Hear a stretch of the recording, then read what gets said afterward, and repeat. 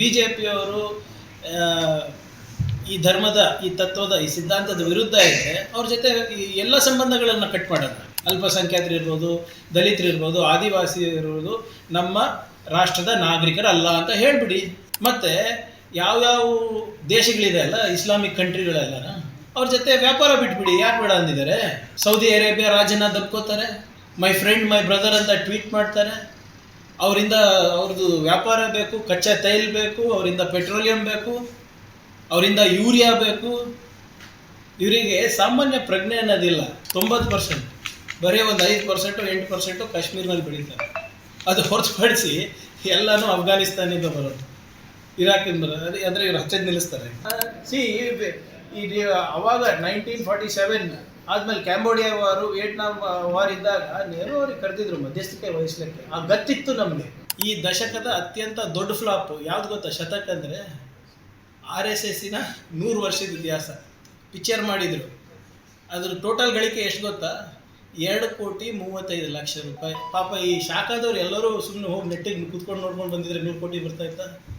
ಅವರಿಗೆ ನಂಬಿಕೆ ಇಲ್ಲ ಅವ್ರ ಇತಿಹಾಸದಲ್ಲಿ.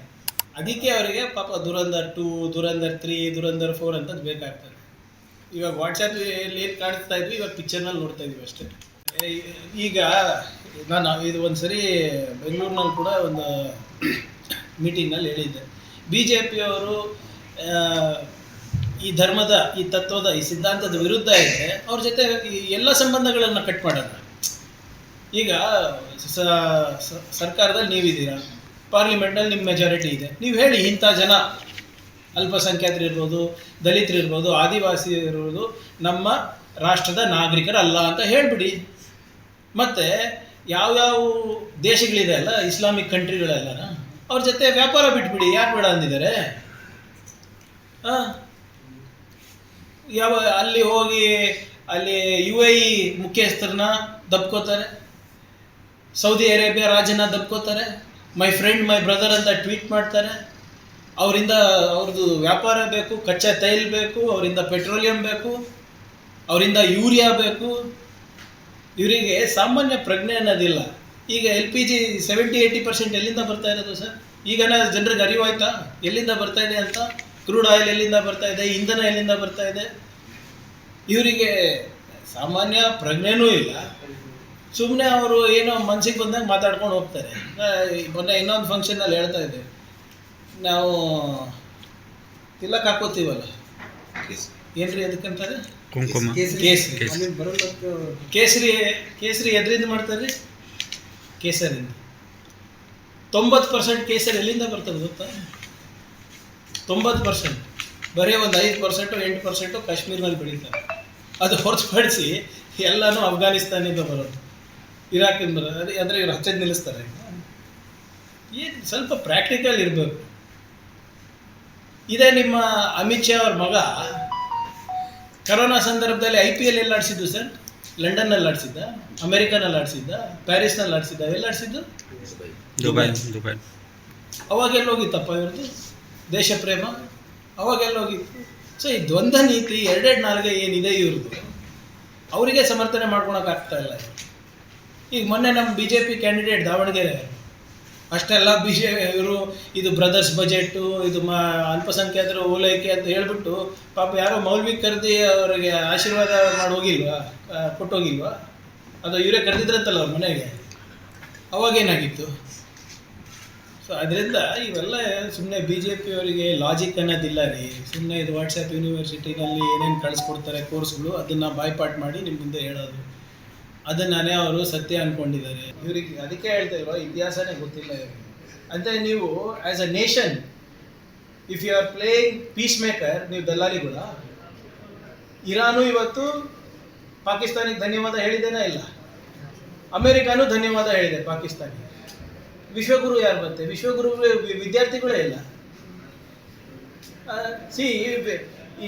ಅವಾಗ 1947 ಆದ್ಮೇಲೆ ಕ್ಯಾಂಬೋಡಿಯಾ ವಾರು, ವಿಯೆಟ್ನಾಂ ವಾರ್ ಇದ್ದಾಗ ನೆಹರು ಅವ್ರಿಗೆ ಕರೆದಿದ್ರು ಮಧ್ಯಸ್ಥಿಕೆ ವಹಿಸ್ಲಿಕ್ಕೆ. ಆ ಗತ್ತಿತ್ತು ನಮಗೆ.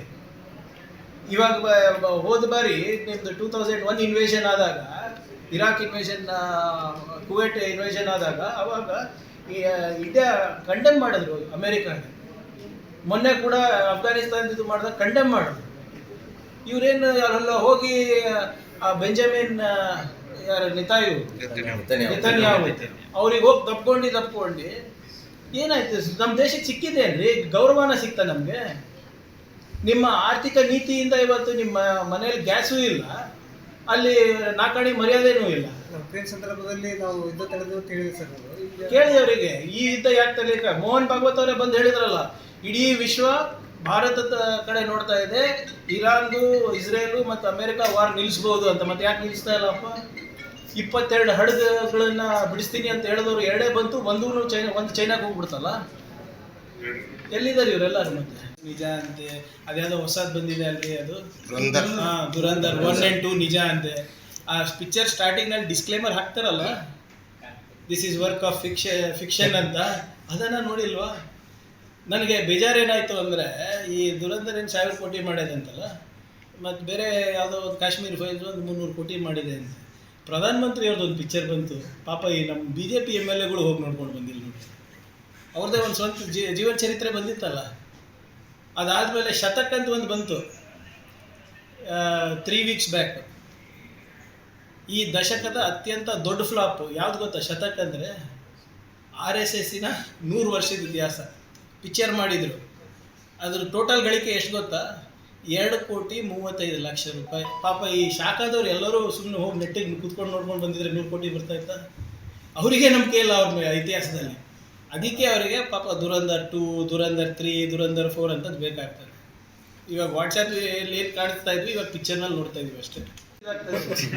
ಗೌರ್ಮೆಂಟ್ ಆಫ್ ಯುನೈಟೆಡ್ ಸ್ಟೇಟ್ಸ್ ಅವರು ಒಂದು ಅಂಗಸಂಸ್ಥೆ ಹೇಳಿರೋದು RSS ಅವರು ಬ್ಯಾನ್ ಆಗಬೇಕು, ಅವ್ರ ಫಂಡಿಂಗ್ ಮೆಕ್ಯಾನಿಸಮ್ ಗೊತ್ತಿಲ್ಲ, ಅವರಿಂದ ದ್ವೇಷ ಹೆಚ್ಚುತ್ತಾ ಇದೆ ಅವ್ರ ರಾಷ್ಟ್ರದಲ್ಲಿ ಮತ್ತು ಭಾರತದಲ್ಲಿ ಅಂತ ಅವ್ರು ಹೇಳಿರೋದು. Not a private organization. ಯಾರ್ದು ಇವ್ರ ಫ್ರೆಂಡ್ ಇದ್ದಾರಲ್ಲ ಡೊನಾಲ್ಡ್ ಟ್ರಂಪ್, ಅವ್ರ ಸರ್ಕಾರ ಹೇಳಿದೆ. ಮೋದಿಯವರ ಆಪ್ತ ಸ್ನೇಹಿತರು, ಅವರ ಸ್ನೇಹಿತರದಿಂದನೇ ಇವತ್ತು ಟ್ಯಾರಿಫು ಜಾಸ್ತಿ ಆಗಿರೋದು. ಈಗ ನೋಡ್ರಿ, ಈಗ ನಮ್ಮ ಇದು ಇಂಡಿಯಾ ಅಮೇರಿಕದ ಪ್ರಶ್ನೆ ಅಲ್ಲ. ಈಗ ಟ್ರೇಡ್ ಡೀಲ್ ಆಗುತ್ತಲ್ಲ, ಸುಮಾರು 19 ಲಕ್ಷ ಕೋಟಿ ರೂಪಾಯಿ ನಾವು ಅವರಿಂದ ಗುಡ್ಸ್ ತೊಗೋಬೇಕು, ಅಗ್ರಿಕಲ್ಚರ್ ಗುಡ್ಸ್ ಇನ್ಕ್ಲೂಡೆಡ್. ನಮ್ಮ ತೊಗರಿಗೆ ಅಫೆಕ್ಟ್ ಆಗ್ತದೆ. ಇದೇನು ಬರೇ ಯಾವುದೋ ದೊಡ್ಡ ಮಟ್ಟದಲ್ಲ, ನಮ್ಮ ಚಿತಾಪುರ್ ಇರ್ಬೋದು, ಅಫ್ಜಲ್ಪುರ್ ಇರ್ಬೋದು, ಆಳಂದ್ ಇರ್ಬೋದು, ಏನು ತೊಗರಿ ಖರೀದಿ ಮಾಡಿದ್ದೀವಿ ಅದು ಅಫೆಕ್ಟ್ ಆಗುತ್ತೆ. ಸೊ ಇವ್ರ ಫ್ರೆಂಡಿಂದ ಯಾರಿಗೂ ಉಪಯೋಗ ಆಗಿಲ್ಲ.